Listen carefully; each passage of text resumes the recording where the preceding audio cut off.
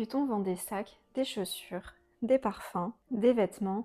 Bref, sur le papier, c'est une marque de vêtements comme les autres. Et pourtant, quand tu penses à Louis Vuitton, ce n'est pas forcément à un sac auquel tu penses en premier. Tu penses au luxe, à la réussite, au voyage, aux célébrités et à l'art. Et à quelque chose que tu ne peux pas forcément acheter tout de suite. C'est là que Louis Vuitton a été malin parce que la marque n'a pas construit son empire en répétant « Regardez, on a un nouveau sac ». Ce qu'elle a fait à la place, c'est qu'elle a créé tout un univers. Et c'est tellement fort que ces produits sont devenus de simples souvenirs de cet univers. Alors aujourd'hui, on va décortiquer la stratégie de communication de Louis Vuitton dans ce nouvel épisode d'Inside Brand Strategy. Pourquoi la marque met une fortune dans les artistes? Pourquoi les célébrités sont-elles indispensables? Pourquoi les défilés ressemblent à des spectacles de fin du monde plutôt qu'à des présentations de vêtements? Et surtout, comment Louis Vuitton fait pour te donner envie d'un truc avant même que tu saches que tu en as besoin? Spoiler, tu en as jamais besoin, mais on va comprendre pourquoi tu le veux quand même.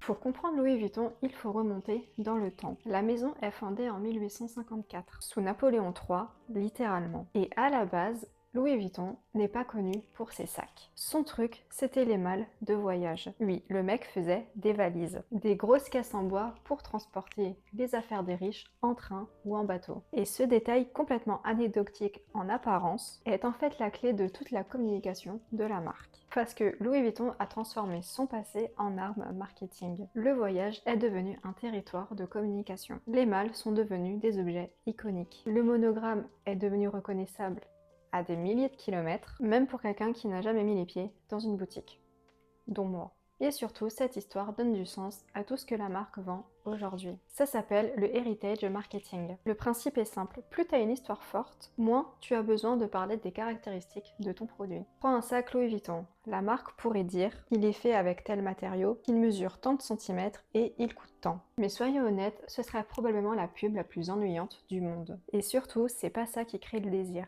À la place, elle te raconte le savoir-faire, les archives, le voyage, les traditions, les artisans et 170 ans d'histoire accrochés à une lanière. Le produit devient alors bien plus qu'un objet, il devient un bout d'histoire que tu peux porter sur ton épaule. Et voilà la première leçon hyper importante en communication. Si ton produit est facilement comparable, ton histoire devient ton avantage. Le seul truc que personne ne peut te copier.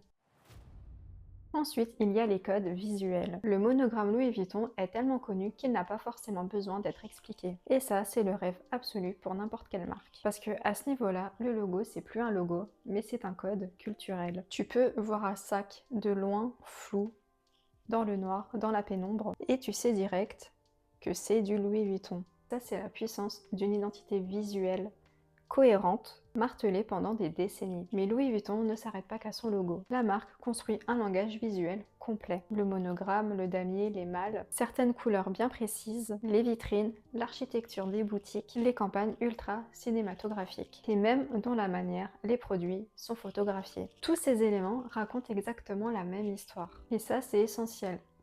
Parce qu'une marque vraiment forte n'a pas besoin de gueuler son nom partout. Elle doit être reconnaissable même quand tu retires le nom. Et là, ça devient vraiment intéressant parce que Louis Vuitton ne cherche pas juste à être une marque de mode. Elle veut devenir une marque culturelle. Rien que ça. Depuis des années, la maison collabore avec des artistes. Et parmi les collaborations les plus marquantes, on retrouve notamment Stephen Sprouse, Takashi Murakami, Yayoi Kusama, je suis désolée si c'est pas comme ça qu'on le dit, Jeff Koons et bien d'autres. Pourquoi une marque a-t-elle besoin d'artistes contemporains? C'est parce que là apporte quelque chose qu'une pub classique ne peut pas apporter, du capital culturel. Prends Murakami. Le monogramme existe déjà depuis plus d'1 siècle, mais en le mélangeant à l'univers ultra coloré et immédiatement identifiable de Murakami crée quelque chose de nouveau. Résultat, un vieux code devient soudainement désirable. Et c'est une mécanique redoutablement intelligente. La marque a son héritage, l'artiste a son univers, et la collaboration, c'est la rencontre des deux mondes. Donc le patrimoine plus la nouveauté égale du désir. Et surtout, ça permet à la marque de toucher des communautés qui sans ça n'auraient jamais suivi l'actualité mode. L'autre exemple parlant, c'est Pharrell Williams. Quand il devient directeur artistique homme de Louis Vuitton, la maison ne recrute pas seulement un créateur, elle recrute une personnalité qui a déjà à elle seule un univers culturel énorme. Pharrell, c'est la musique, la mode, la culture street, la pop culture, les célébrités et surtout une communauté qui le suit depuis 20 ans. Et ça, d'un point de vue communication, ça change complètement la donne. Parce que Pharrell Williams peut faire parler de Louis Vuitton à des gens qui ne suivent même pas l'actualité mode. Une collection devient alors un défilé, mais aussi un événement musical, un moment culturel, un sujet sur les réseaux sociaux, un contenu TikTok, un article, une photo de célébrité repostée 1000 fois. Et c'est exactement ce que recherchent les grandes marques aujourd'hui, une campagne qui fait parler. Ensuite, parlons des célébrités. Tu pourrais penser que Louis Vuitton ne les utilise juste parce qu'elles ont des millions de followers. Mais bon, ce serait un peu court comme explication. Une célébrité apporte surtout son capital culturel. Prends Zendaya, elle n'apporte pas juste une audience gigantesque, elle apporte une image, une personnalité, un univers entier, une certaine idée de style, une génération, une influence sur la culture populaire. Point. Et ensuite, Louis Vuitton peut venir coller son nom à cette perception, déjà toute construite. C'est une mécanique redoutable. La célébrité a déjà une signification claire dans la tête du public. La marque n'a plus qu'à associer son nom à cette signification. Un peu comme si tu empruntais la réputation de quelqu'un sans que tu l'aies à la construire toi-même. Et là, il faut comprendre un truc important. Louis Vuitton ne choisit pas forcément les célébrités les plus suivies. La marque cherche avant tout des personnalités culturellement pertinentes. Et c'est là la nuance.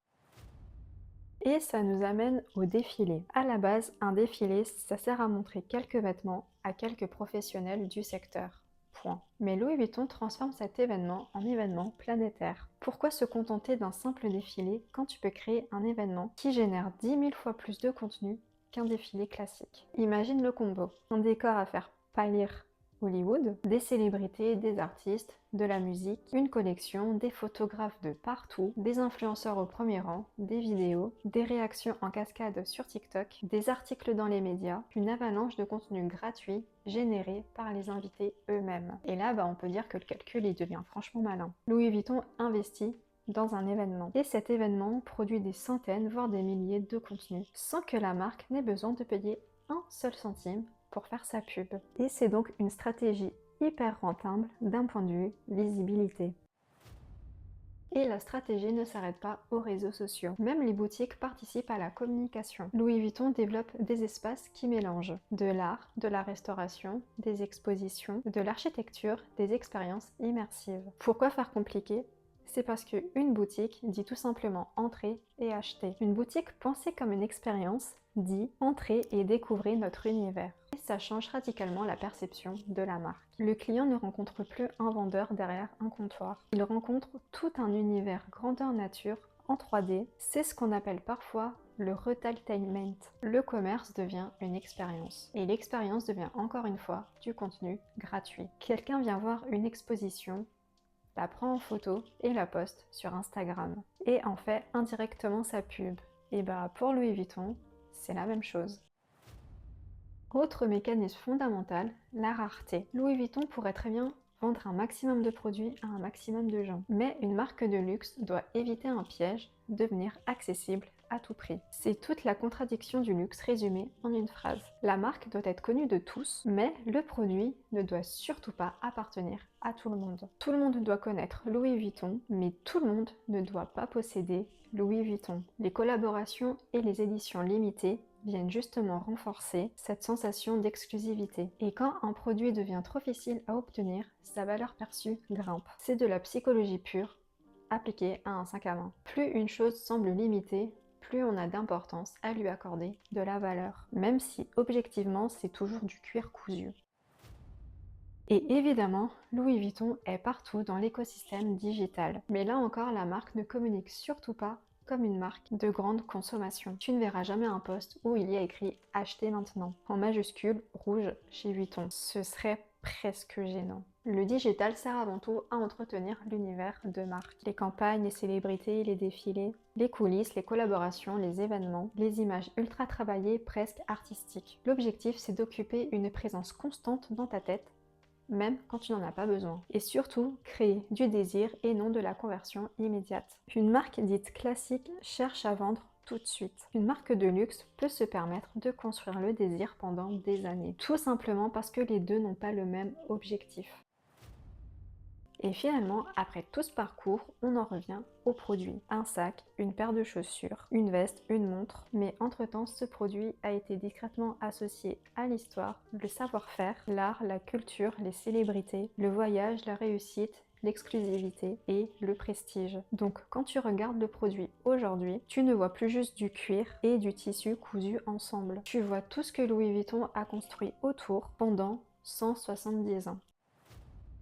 Louis Vuitton n'a évidemment pas la seule bonne stratégie de communication qui existe, et toutes les marques n'ont pas besoin de copier leur modèle, ni leur budget d'ailleurs. Mais il y a un truc que toutes les entreprises peuvent retenir de Louis Vuitton, il faut arrêter de communiquer uniquement sur le produit. Parce qu'un produit ça se copie, et un prix ça se compare. Une fonctionnalité, un concurrent peut toujours faire mieux dans 6 mois. Mais un univers de marque, une histoire, une identité, une perception, ça se construit sur le long terme et ça, personne ne peut le voler. Si cette vidéo t'a plu, je te laisse mettre un petit like et un petit commentaire pour me dire ce que t'en as pensé. Si tu sais pas quoi dire, tu peux juste me dire à quelle heure tu as vu cette vidéo. Je te laisse mes réseaux sociaux juste ici et je te laisse t'abonner pour d'autres vidéos. À la prochaine!